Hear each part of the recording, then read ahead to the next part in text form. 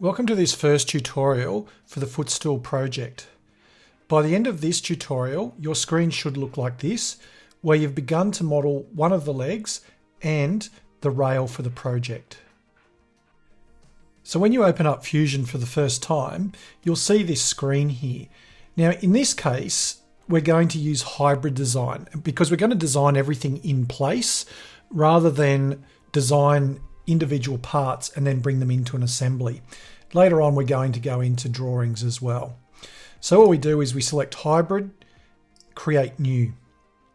So you'll get a blank screen like this, and it's good practice to save it very early on, just in case. So I'm just going to go up here and I'm going to just call this Fusion tutorial.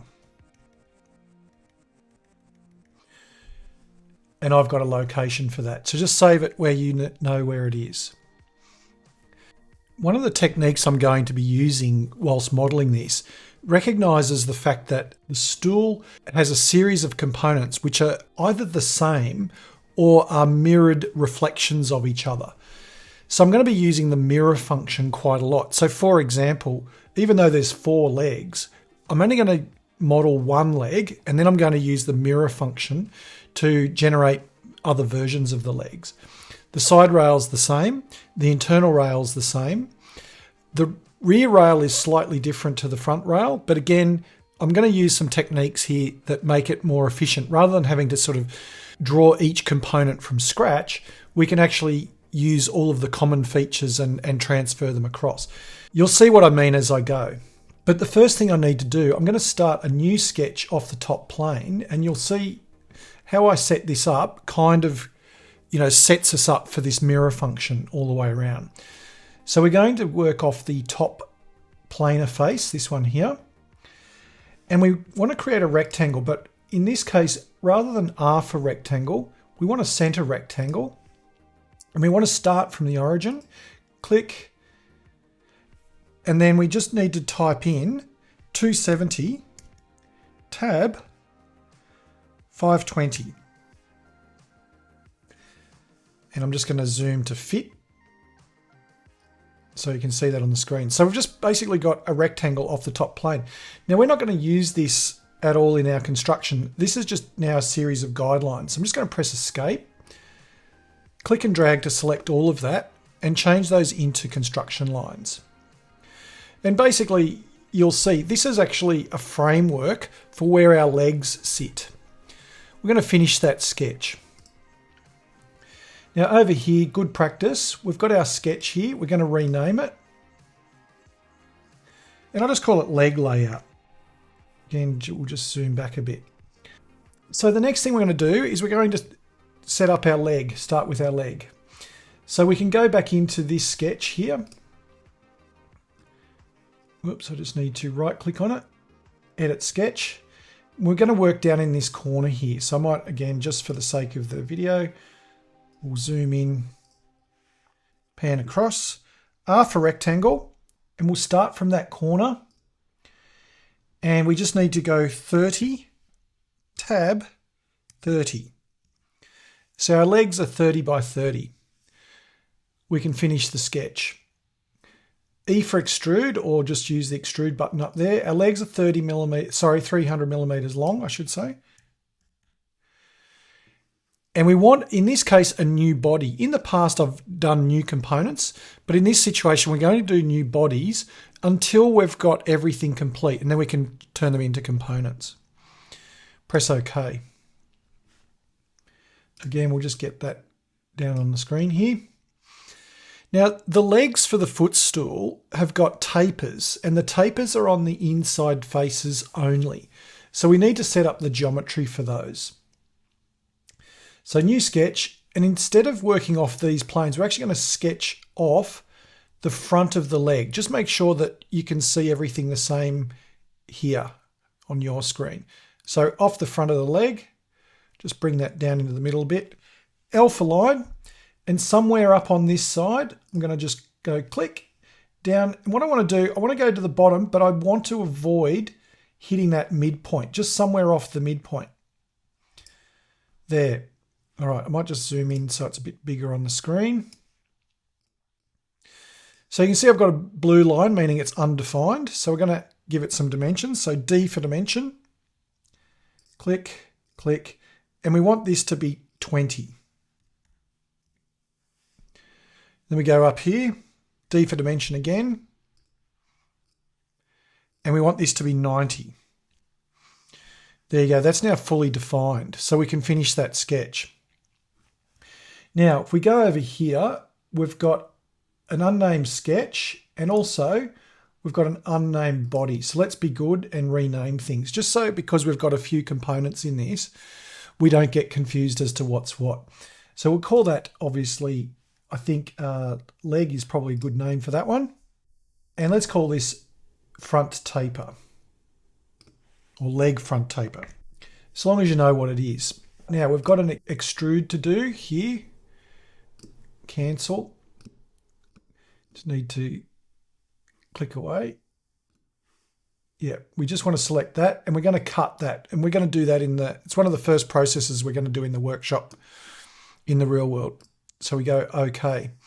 Now the next taper, we've got to work off this side here. So we can orbit. And I use, the default is free orbit, but sometimes it can sort of do weird things.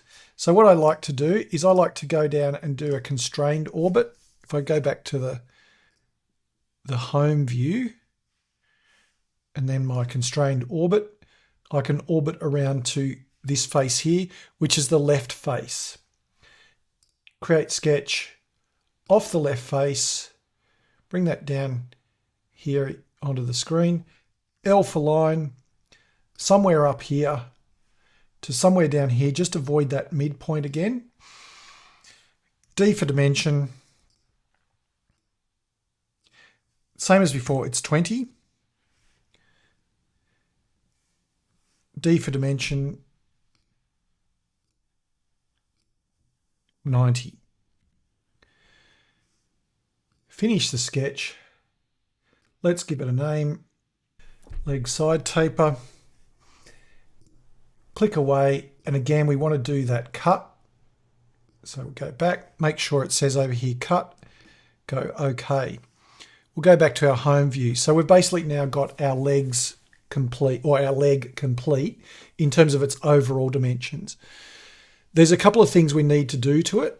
In the real world, we're going to cut a mortise in this face, and around this backside here, we're going to put a domino in there as well. So we're going to do those later on. Our next sketch is going to be for the end of the rail. So new sketch, and we're going to sketch off this inside face of the leg. So again, just make sure that, I mean, we're at our home view at the moment, so make sure that your screen looks like mine. So we'll select this face, R for rectangle. We're just going to draw a rectangle, something like this. And the thickness of the piece is going to be 18. Tab 85 is the width. Okay, so there's a little bit more geometry we need to put in here at the moment. You can see it's not fully defined. So D for dimension. We want the top of the rail to be 15 millimeters above the top of the leg.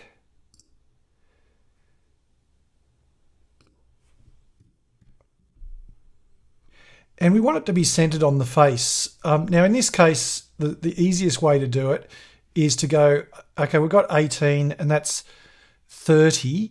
So we basically need it to be 6 millimeters in from an edge. So again, D for dimension.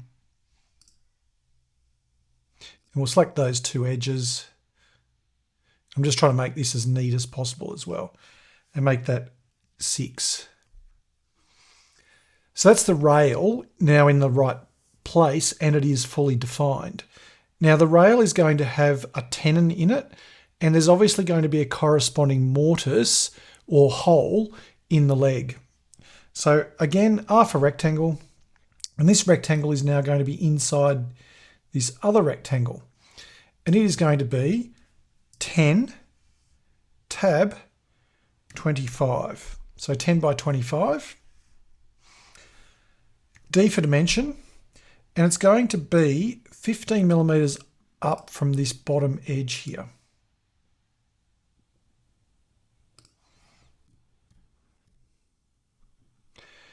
And again, it's going to be centered on that face. So we've got a 10 millimeter width off 18 millimeters. So it obviously needs to be 4 millimeters in from either edge.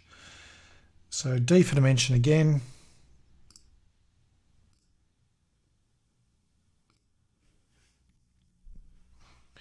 And there we go, it's in the right spot. So we can now finish that sketch. This is where we're going to start to see what I was discussing before about using the mirror function.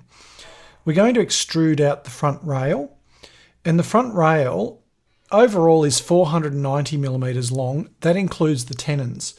So between shoulders, or between these inner faces of the legs, the distance between that is going to be 460 millimeters.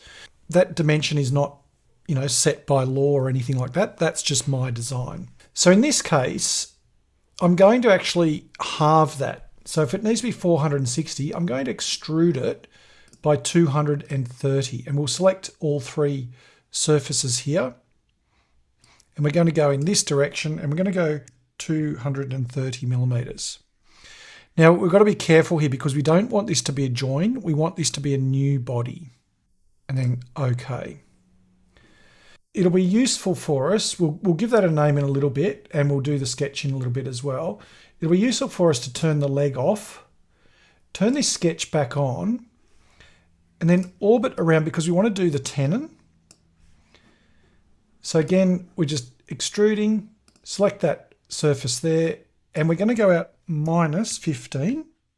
So this is our tenon, and we want this to be joined. So that actually becomes part of that body. I'm just going to bring that down onto the screen. Okay, now we need to reverse what we just did there. So we want to turn the leg on and that body off, and we can go back to our home view. And in this case, we want to cut the corresponding tenon into the leg. So again, extrude, select, and in this case, again, it's minus 15, and we want that to be a cut, and that's okay. So we've got our mortise and our tenon, and probably the easiest ones you've ever made. Let's just, again, be good, and we'll just rename. So we're going to rename this one rail, and this sketch we will rename to rail end. Now let's turn that off, but we'll turn this on. So this is where the mirror function is going to start to become useful. Rather than have to do the mortise and tenon feature again, we can now basically automate that process. I can create a mirror, and I want to select this body, and the operation is going to be join, but I want to also select the mirror plane, which can be two different things. It can be, just click away, the mirror plane can be this end here, or because we've created this symmetrically, we could use this plane here. So to demonstrate that process again, we go to Create, Mirror. We select what we want to mirror. So in this case, it will be this body here, or we could even select it over here as well. Then we select our mirror plane, and I'm going to select this end here. Then our operation in this case is going to be join, and we go OK. So you can see it's created the front rail, but it's created the tenon for us as well. So we don't have to do that twice. And over here you can see the body remains intact. In the next tutorial, we're going to create the geometry for both the front and back rail. This is fairly complicated, probably one of the more complicated tutorials in terms of processes, but it will actually do a lot of the heavy lifting for us on this project.